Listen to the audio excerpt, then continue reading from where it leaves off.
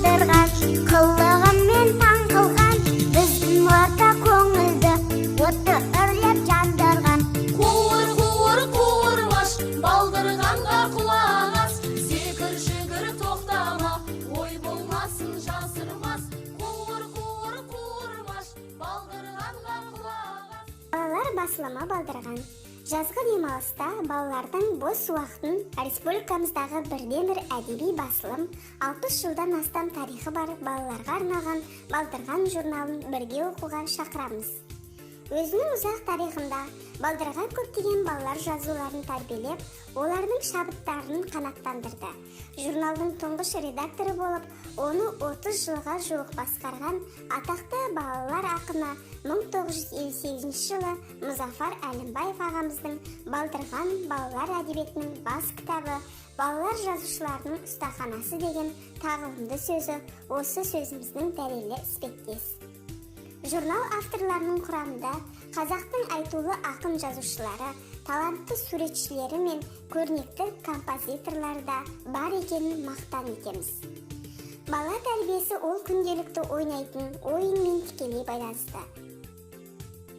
Бұл орайда кел ойнайық балақан айдарымен ұлттық ойындардың ережелері таныстырылса, ойланта байдарымен алуан түрлі танымдық ойындар ұсынылады.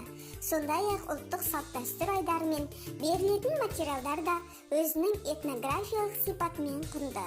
Онда балалар өміріне байланысты ұлттық салт-дәстүрлер арнайы жазылған көркем әңгіме формасында беріледі.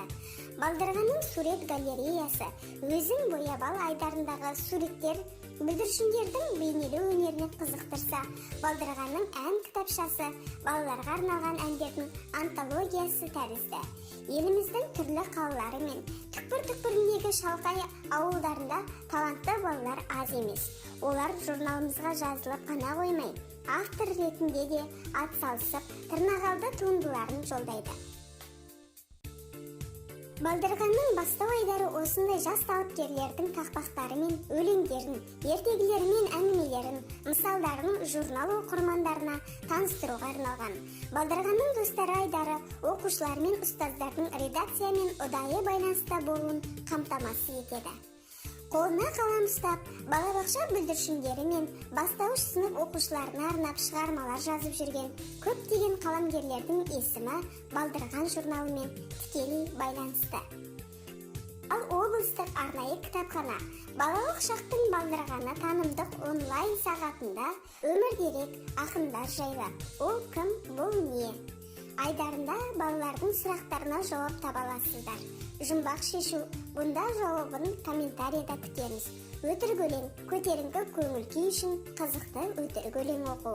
Қазақтың әдет-ғұрпы айдары, әліппедегі әріптер, әліппені бірге үйренейік. Жаңылтпаштар айдарында кім тез айта алады, тағы басқа көптеген қызықты ақпаратты әр аптаның бейсенбі күнінде бірге тамашалауға шақырамыз.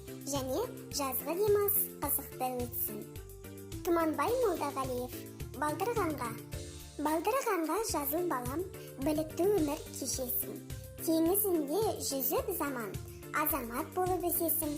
Өмір жолы қатал білем, құр жіберме уақытты, Балдырғанды оқы алдымен, болам десең бақытты.